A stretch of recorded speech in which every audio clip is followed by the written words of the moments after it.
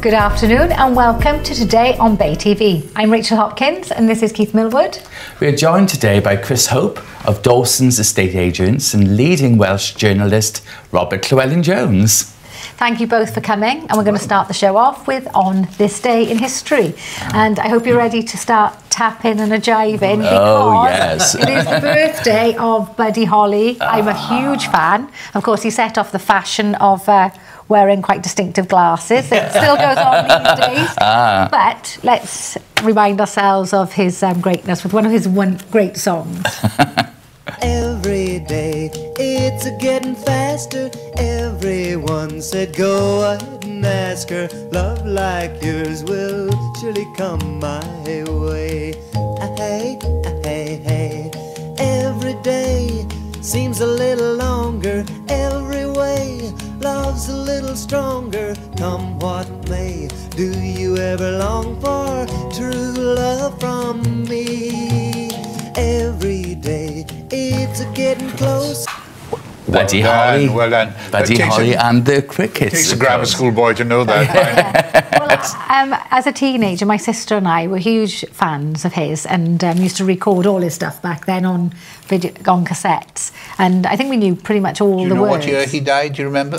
Yeah, he died. Well, I know how he died. It was really sad because it was with Richie Valens. So two other great singers at the time. Valens, the Big Bopper, wasn't it? Yeah, and the Big they say Bopper. it was the day the music died. Yes. The day the music died. Have you got a favourite song of his?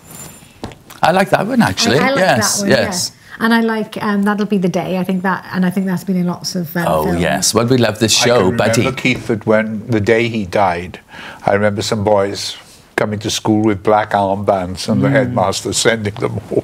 But it must have been, really tragic, wasn't it? Such a shock. A big pop star, big pop idol. Well, so many of them, Yes, the three of them. And of course the pilot Roger Peterson. It must have been a shock, devastating. But it was a big time for music as well, wasn't it? Oh, because, yes. Prior to that, it'd all been quite strict, hadn't it? What year did he die?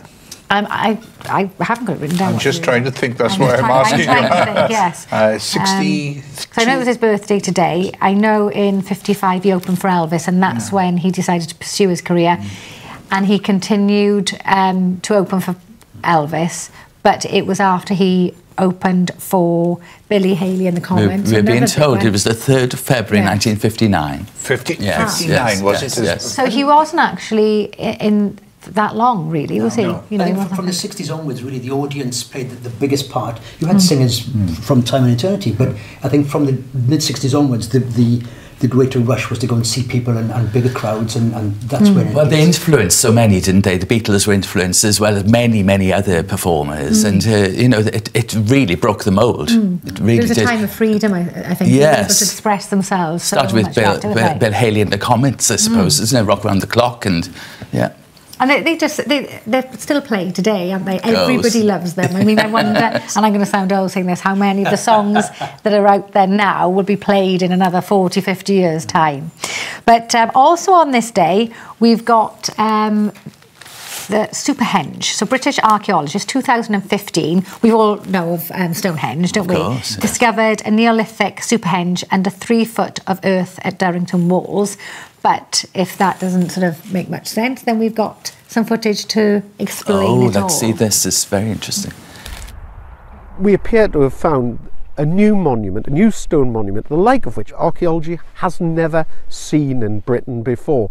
And the scale and the preservation is unique. And if that's the case, it is a massive contribution, not just to archaeology in its mundane sense, but to how the Stonehenge landscape has developed.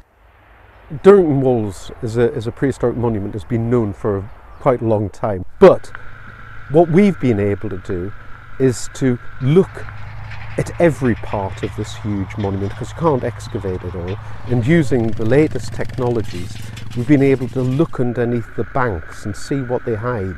And we've been fantastically lucky, because underneath the southern bank we appear to have found evidence for up to 100 standing stones, of which at least 30 to 40 are still there. They've just been pushed over and a massive bank been placed on top of them. So for the best part of 4,500 years, these have just been hidden, lost to archaeology and history, and we've just found them again.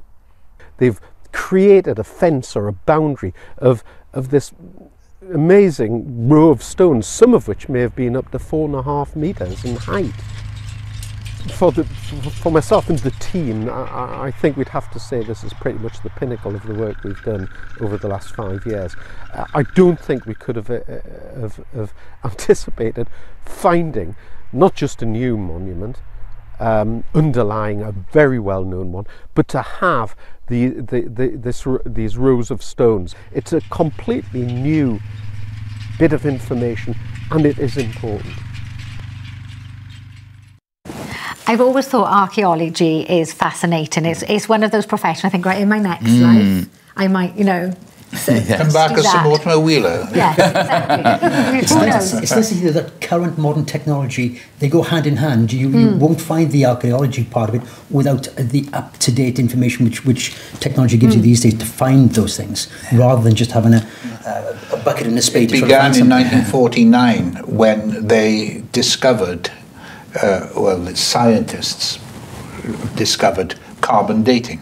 And from then on, they were able to actually specify the period, you know, when something was made, whereas before they'd have to say, well, this is, you know, Roman and first century or something. But then they could be precise. I love that area around there, and I used to like driving past, but they've gone and changed the roads around there now, and you can't catch a glimpse. No, you've got to pay properly. Stonehenge? I've not been to Stonehenge, I haven't. Oh, yes, I have, yes. Years ago, you used to be able to go up to the stones themselves. Stones, yes, you can't do that now. No. It's a shame, because it must have changed, because some people didn't behave appropriately, perhaps. Well, I think it wasn't so much the Druids, but it was the, shall we say, the hippies. And yes, whatever. the summer solstice. Yeah, that's spoilt it for everyone. That's a shame. Also on this day, Laura Mountney Ashley was born in 1925. So, of course, we all... Merthyr Tydfil. Merthyr Tydfil, exactly. Now, I never realised that she was born in Wales. I mean, I've shopped in Laura Ashley, not as often as I'd like. But, yeah, I mean, she's well known for her beautiful fabrics. It started off just making scarves, and it was picked up. Yeah. Her parents were Welsh, but they lived in London. And then when her mum was pregnant with her, she wanted to be born Welsh, so she came back and was born in Merthyr Tydfil. Dowlais. She was born. I'm trying to think of the big mansion that's up in just outside Brecon. Llangoed Hall. Llangoed Hall, of course it is. That's had a huge renovation in the last couple of years. Well, it was part of the Ashley Empire, yes, wasn't it? It was very nice up there. Very nice. You'd like it, Keith. It's, I think, every bottle of wine there starts at £45. Oh, well, I have actually been there. It's a lovely place, beautiful place to eat, yes. Special birthdays. Oh, I know. Very special they're birthdays. paying you too much on this programme, Keith. And Laura Ashley was offered an OB, but she actually didn't accept it because she was upset because her husband wasn't offered one as well because of the hard work that he'd also put into the company, but after she died he was then offered one, so yeah. Also on this day, 1973, Jackie Stewart becomes Formula One World Championship, and his outstanding track record still ranks him among the most successful today. I think he ranked 5th in the top 50 a couple of years ago, but we've got a lovely montage of him, so we can take a look at yes.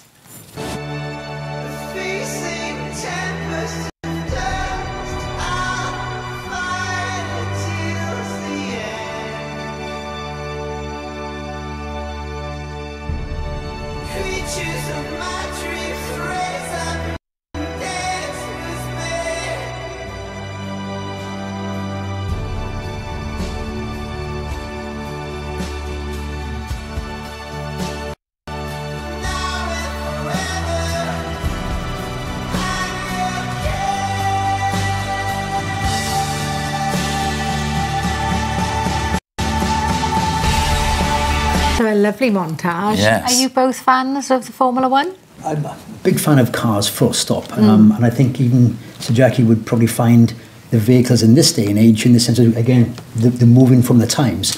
I think he'd probably be a little bit scared in the speeds that these cars can do and how they react. And it's strange to see the gloves and the helmets. Everything is so totally different these days. Absolutely. But it is great to see the nostalgia, which isn't too long ago, don't get me wrong. But and we'll be looking at the papers in a moment. Yes. And so thank you both for joining us. Thank you. See you after the break.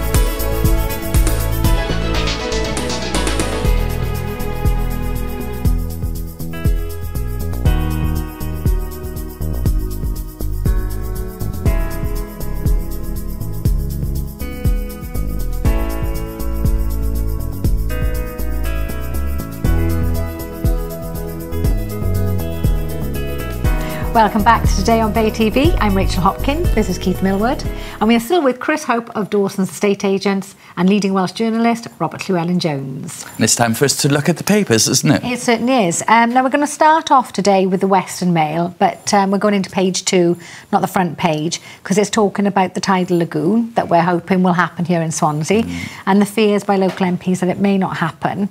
And we've also got Christina Rees putting pressure on the government yesterday with some questions. So let's take a little look at that and then we can talk about it. A generation opportunity to become the world leader in tidal lagoons. The Swansea Bay Tidal Lagoon alone will generate 2,000 jobs and contribute 300 million to the Welsh economy during its construction. Welsh Labour MPs, the Welsh Labour government, many public faces and campaigners have declared they love the lagoon. So why is his government refusing to publish its response to the Henry Review and in so doing putting this project at risk?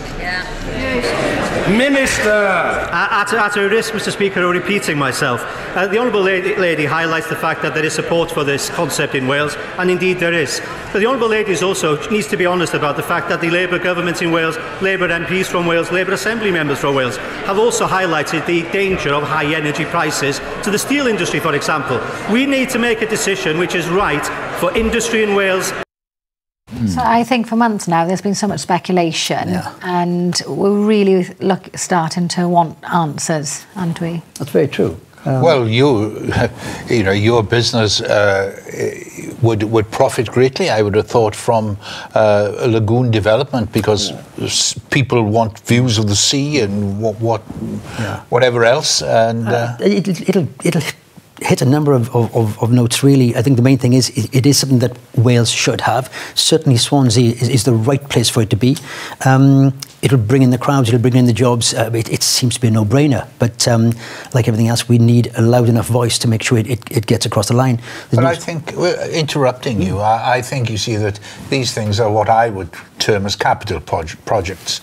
And they should, government should be either Welsh and national government should be taking the initiative here and getting things started.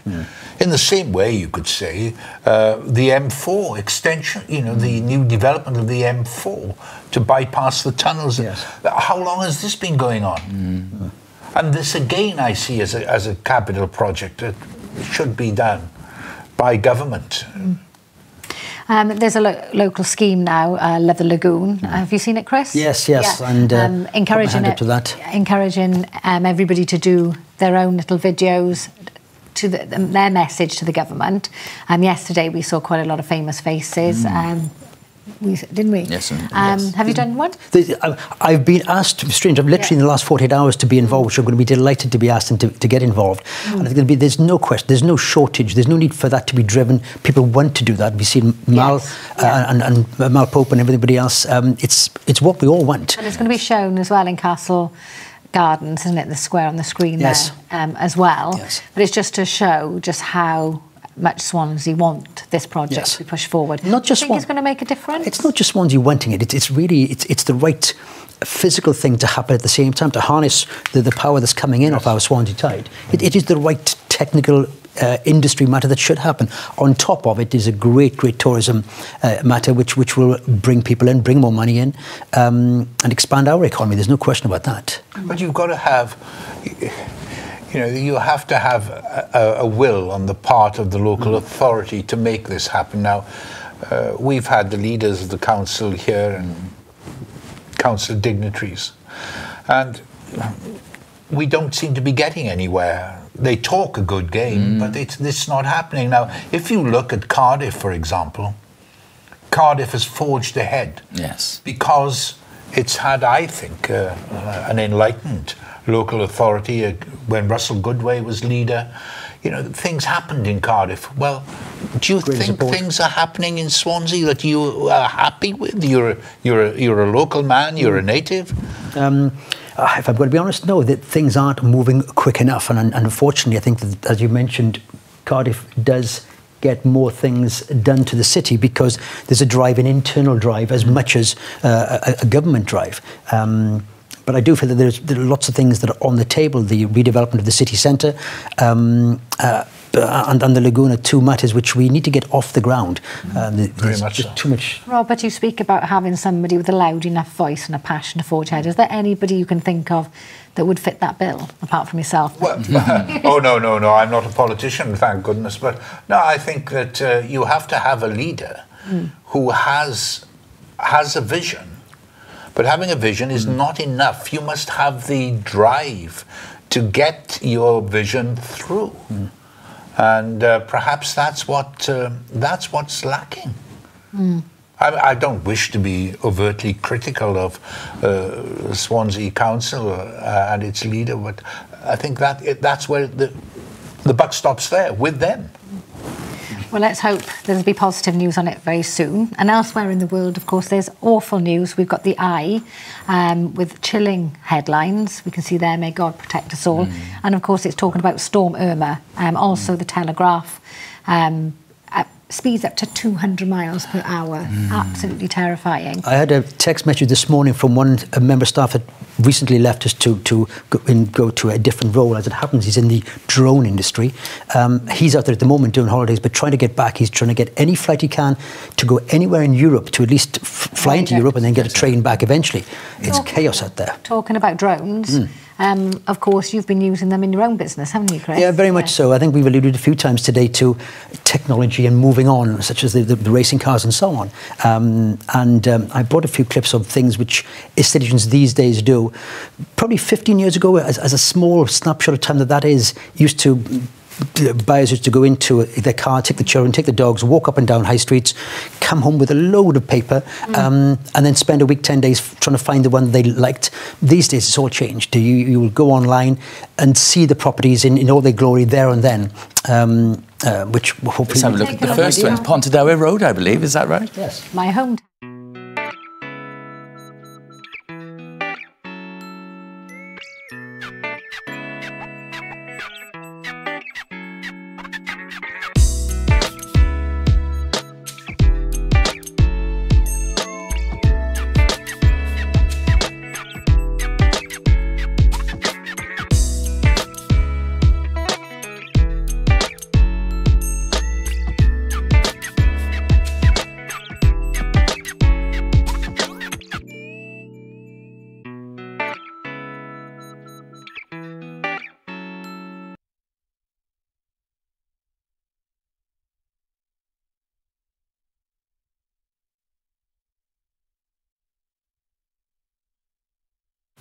So that's an example of one of the videos that you Yes, I think that particular part missed off the voiceover, because one of our staff will go there when we take a property in the market. That happens to be one of the auction properties, which, as you could see, needs work. Whereas most people spend lots of money on drones for the best looking house they can find. This is just to show every person as to what the house will look like, and the person that would have been there will take you through the rooms and say this is what it has to offer, so that when you're doing your research you can see a lot more about it and make up your mind beforehand, not completely, because you will want to go and see it, but it is the right way just to sort of give people a better understanding of what the house looks like. Imagine what it could be like, exactly. And it's very popular to buy a house and do it up these days. Yes, make it your own then. I don't know how that all started. I think it's been there for a long time, but I think people are looking for increasing their profitability out of their house. So rather than just buying a house at £100,000 and in 2 years' time it's worth £105,000, it's buying a house at 80, spending 20,000, and hopefully it's worth £120,000. So, do you think, the economic crisis, when that happened, a lot of houses were in negative equity? Do you think it came from there, that people are now trying to buy as low as possible? I think yes, once bitten, twice shy, even though since the 70s there's been a few crashes, and I think sometimes people have short memories, but I think we'll always have one eye on how long before we go full circle, because I suppose in your business you can't really get over concerned, otherwise it would be too stressful. I think you need to be careful. There's a lot of talk about, your business, anybody's business, needs to be one step ahead of the market. That's totally guessing. You can't be. You need to be reactive very quickly in anybody's business, selling cars, selling houses, selling food, and you need to know what the needs are of the public at the end of the day. Does Swansea remain, Chris, an attractive place to live? Oh, the demand is huge, genuinely huge. and forgive me for going back to the Swans Football Club, but since they've been into the Premiership, the additional demand of people from Ireland or from even the southwest, where Swans is the nearest Premiership club, they come for their weekends and realise what we have to offer. I hope we had a bit more to offer them commercially and sort of showcase our shops. Chris. And it's lovely to see you again. We hope to see you again soon. And thank you for joining us, Robert. And thank you. We'll be joined by Roger Hart and Anne Cowper after the break.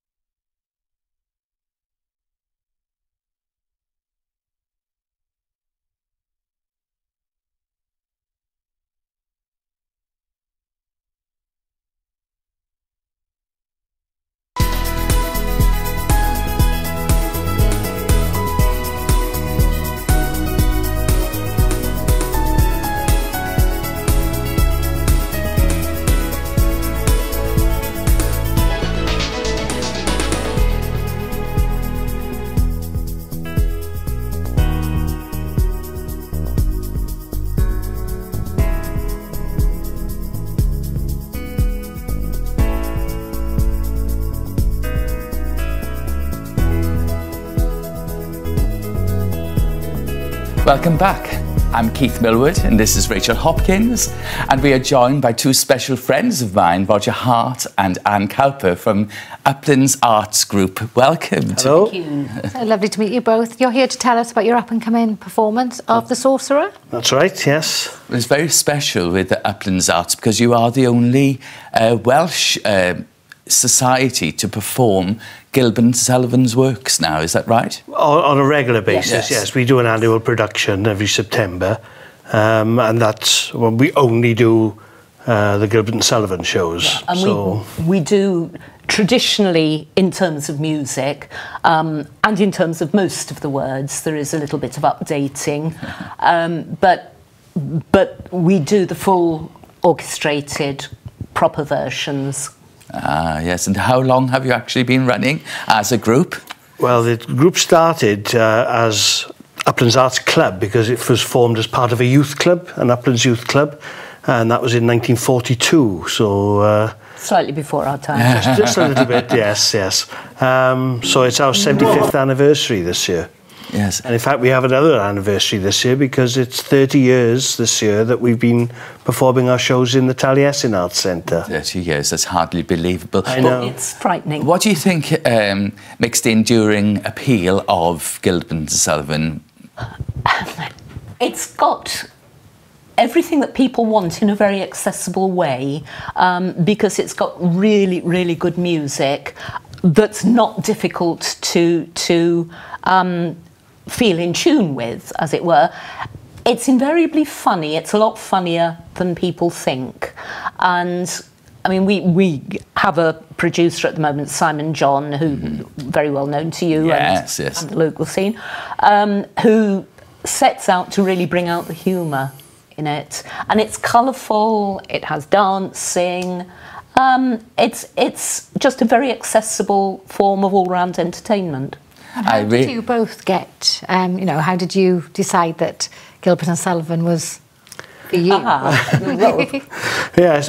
Well, you've got quite a story because you weren't a fan to begin with. No, it was all a bit of an accident, really, because I started off back in the 70s as an accompanist with the Neath Opera Group. Right. And, of course, once you start in a group like that, people in the group belong to other groups. Oh, we're looking for a pianist. Oh, and so on and so on and so forth. And anyway, it ended up, I went to Swansea Ramblers where I first met you. Yes, that's how we knew each other. Yeah. And then someone in there said, oh, Uplands Arts are looking for an accompanist. Will you come and play? Because although I wasn't the accompanist at Swansea Ramblers, I used to play if the accompanist was away or we had a split rehearsal or something like that. And so I went along, and Bill Gray was the musical director then. So after 1 year of my playing, he retired. I don't know if the two things are linked. And so the much missed David Thomas was the producer then at the time. And so he's asked me, because I'd already started a bit of conducting then, because I'd worked with David when I conducted Cocket, when they did Fiddler on the Roof. Cocket Amateurs, yes. Yeah. And so he said, well, will you, Bill Gray's retired, will you conduct instead? Oh, I said, not really. I don't really like GNS, I tell you what, I'll do it for a while until you find somebody else. And you're still That here. was in 1984, and I'm still there.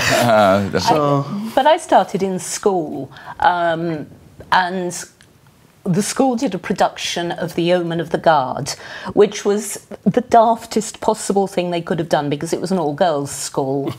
And so I played a bass singing yeoman with the full beard and had an unfortunate incident in the interval when we were, since it was back in those days, having a cigarette behind the bicycle sheds in the interval, and I set fire to my beard. Oh, that's a wonderful story. But you've got The Sorcerers is your next production, so tell us all about that. Well, The Sorcerer is probably their first proper show. They had done two before that. The first one they ever did was called Thespis, which was lost. Nearly all the music was lost, and most of the dialogue was lost. But they have now found the libretto, apparently, but they haven't found the music. So there are people who've sort of rewritten it, and they found if some of the lyrics of the songs fit a song from another show, then they've used that music. There's a chap in America who's written in some new music in what he claims is the right style. I've not heard it, so I won't judge. Right. So that was their very first one, but I don't think it's ever done now. We've never done it. No. Perhaps we should put it on the list. And then there was Trial by Jury. Trial by Jury then, which was a little one act. It lasts about 45 minutes. So you rightly say that Sorcerer is the first... The Sorcerer is their first, full production that they did. And it's interesting from that point of view because it's very similar in many ways to what followed, with all the great shows like Pinafore and Pirates and Mikado, etc. Yes. But it's also quite unique because some of the characters aren't what you expect, because... And when are you performing this, the dates, please? We open on the 27th of September. That's a Wednesday. And then we play Thursday, Friday and Saturday as well. Oh, right. I believe there is a video that we have to show of you in rehearsal, and not all of us. Just so that'd be rather interesting. Just to... What man for any other joy can trust, whose loving wife adores him truly? What misery and care may cut their past, if loving woman loves him truly? The thoughts of her forever with his own, none truly loved if ever lonely. Give me the love that loves the love alone. I love that love, I love it only. I love that love, I love it only. Give me the love that loves the love alone. I love that love, I love it only. What a wonderful voice. Yes, that's Dean Ward. Dean Ward, and we have to get a shout out for him in because it's his birthday today. Oh, happy birthday to We didn't know we Dean. should have it on this day. Yes, and the lovely Bronwyn as well. So they are the young lovers. Yes. Who have the whole thing almost takes place on their betrothal day, and they have a very official betrothal before a notary, and they're very much in love, and that's all hunky-dory. But Alexis, the hero, believes that everyone should experience love of the same kind that he experiences, whatever their status in life, and so as you do, he brings in a sorcerer to basically poison the tea. So Love never everybody runs is... out. Poison, but puts a love filter into So the tea. elixir of love, isn't it? Yes. Of love, but it doesn't quite work out. And you'd mentioned that they're quite young, they're the young lovers. Are there sort of any age can join up? And also, Dean, with such a fabulous voice, does it help to be a singer? Or if you as tone deaf as me, could you join in? There's not really anything in GMS, dance, unfortunately, speaking parts. I think there's one in this, actually, a character called Hercules. Who's got just some spoken dialogue. There are odd parts, but most of the parts, and of course, if you want to be in the chorus, you should be able to hold a tune, really. So it's just basic singing. And if you can sing and move at the same time, it's even better. There's quite a topsy-turvy world with lords meeting fairies and some of them, pirates who are noblemen gone astray. And of course there's the updated with the film with Topsy-Turvy, the Mike Leigh film, many of us would be familiar with, and of course again that's brought a wave of interest in Gilbert and Sullivan's works. It's I mean, one of the things that we try to do is be slightly evangelical about continuing Gilbert and Sullivan and getting it out to as wide an audience as possible. We did recently basically a flash mob in the Quadrant, which was combined with Debenhams Children in Need fundraising. So we were singing outside Debenhams excerpts from The Sorcerer to encourage people to come, but also going around with the buckets to collect for children in need. Well, we thank you for coming in today. We wish you the very best of wishes for the production, and thank you for joining us. Next up, we'll be joined by the Swansea Ramblers. We look forward to that.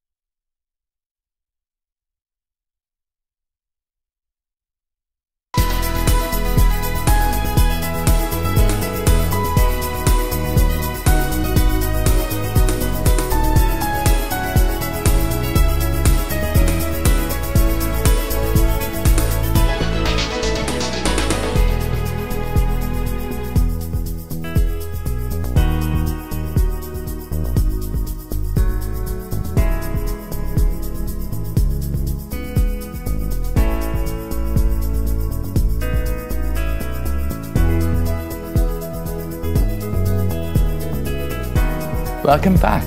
I'm Keith Millwood, this is Rachel Hopkins. We're now joined by the Swansea Ramblers. So lovely to see you both again, and I don't know where I've been because just before we came back I said, oh, you've had lovely weather this week, and apparently not. Not this week, no. The weekend, I think the weekend, Saturday was okay. There was a walk we got a video clip of which Andrew was on it. I think it was all right then, but Sunday was a totally different matter. Oh, that misty rain, wasn't it? Yes. You still get out and about? I didn't, but 9 of our brave people went out and did a walk. And they had a meal then at Kevin Cribber. They had a Sunday roast afterwards. So. It's always the best bit, isn't it? The reward at the end, isn't it? Yes. Yeah, I suppose if you've got the right clothes. Yeah, if you've got the right gear, it's okay. I mean, it's not pleasant if you're in 6 hours of rain, even with all that on. But I mean, you know, you do it. If it's in winter, it's a different matter. Obviously, it's cold as well, which is not so good. But there we are. I would imagine. We always have a change of clothing in the car then. Yes. So you can get into some dry gear afterwards. So what have you been up to this week? Where have you been? Well, we went to Carmel National Nature Reserve, and we have got a video to show you. I don't know if that's ready, but it was near Llandilo, between Llandybie and Llandilo. And it was a lovely area to visit with stunning views. And our leader took us from Llandybie railway station, took us up along a lovely green lane, and then into the nature reserve. And you don't really see any signs for the nature reserve on the road. I think we can take a little look at that. Oh, this would be rather nice. Hello. Welcome to Llandybie. The walk today is 5 miles. It always surprises me sometimes when walks meet another walk or whatever. We're going to Carmel Woods, which I'm sure a lot of you have been to, Nature Reserve or Woods. You've probably been there.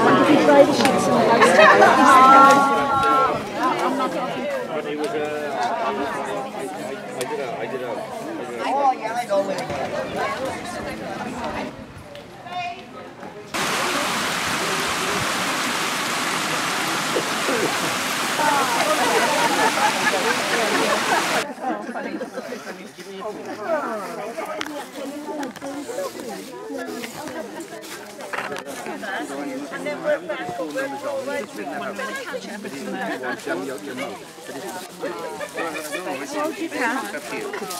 I like the red with the trees on the left. It's amazing how near they kind of all are. Yeah, and what's related to that? And then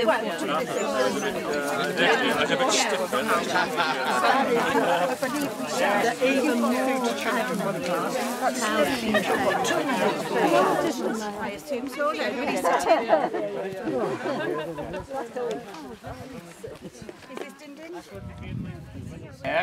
For about a century, from the 1840s to the 1950s, Llandybie enjoyed both mining and quarrying in an area otherwise dominated by agriculture.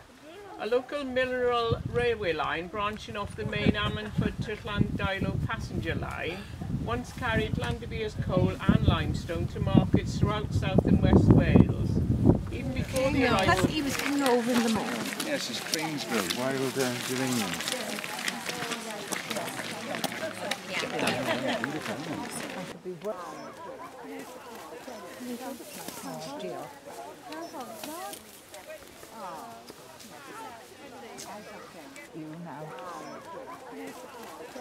And don't walk inside and have a look what's there. Meat course. Ding it.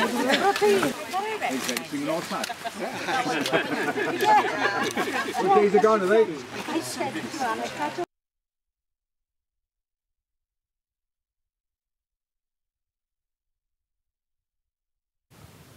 Gosh, there's a lot of you turned up that day. There were 38 people out there. 38. And as you can see from the video, they're all laughing and joking and thoroughly enjoying themselves, which is what we promote. It's not head down. People think we just walk and that's all we do, but we go out, we see the stunning panorama that you saw on that video. Beautiful countryside. Everyone's talking. You could hear in that video all the time, talk, talk, talk. They're out enjoying themselves. And I can see that some people took their dogs as well. And some can take dogs, yes, where we can allow when they're dogs. well behaved, I suppose. It's a nice way of getting to know each other, isn't it? You know, it's it's a social thing. It's really people making new friends, and more and more people join us, and they make these friendships, and they go off do other things as well as the walking. So it's a great way of meeting new friends. And were they all from Swansea? Some of them from Swansea, some were actually from Llanderby as well. They were just up the road. Yeah. But yeah, all over the place, mostly in Swansea. But anyone can come and walk with us. We have a walk Saturday. We got Gail leading up in Blaengwrach. And we got on Monday. On Monday, we've got one around North Gower, Llanmorlais. It's an easier walk with friends. It's really for people to try it out and see how they feel. It's 3 to 4 miles. It's looking at some of the old colliery sites and some of the old farms around Llanmorlais. Oh, lovely. North Gower. So that's a different side of Gower. A lot of people think of Gower, the south coast and so on, with the fabulous beaches, but the North Gower has got its own characteristics which make it interesting as well. And you're featured in the What's On magazine, aren't you? Yes, we have the What's On. Yes. You can have a look at that. And oh, yes, we've got it there. So this is the new one that's just out, featuring a walk I'm doing Saturday after next at Llangain. So that's just past Carmarthen on the way down to Llanstefan. And there's another nature reserve. This time it's the Woodland Trust. And we'll be taking a walk in and outside of the Trust Reserve, along the part of what is the Wales Coast Path, which is inland. And then we'll see, as you can see at the bottom left of that picture, it's a standing stones. There are actually 2 of them called Merlin's Quoits. So we'll be walking past those through some lovely farmland, lovely views again, and having a thoroughly good time, like you saw on the video. You learn so Everyone much enjoying as them. well.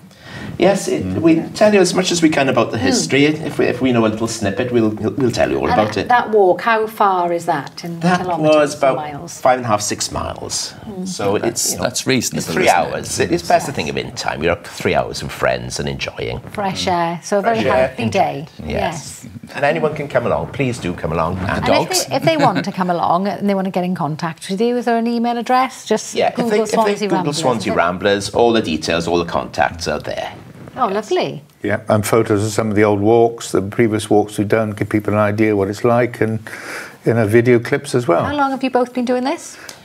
Too many years. You have, yeah. Too many Me, years, 5.5 years. 5.5 after years. I retired, It's inspired me to do other things, walking. I've done Everest Base Camp trek. I'm going to Portugal tomorrow, doing the Fisherman's Trail walking. Brilliant. And those are the spin-offs you get from it, you know. My partner's been in the Ramblers a lot longer. Change of life, completely, isn't it? Brilliant. Thank you both. And a big thank you to all our guests today for joining us on the show. And if you fancy a cinema trip this weekend, our resident film critic Spencer Feeney will be with us to discuss the crime drama Detroit on Monday show. Next on Bay TV, we have our afternoon matinee movie. Today, it's the 1963 drama Echo of Diana, starring Vincent Ball and Betty McDowell. Bye.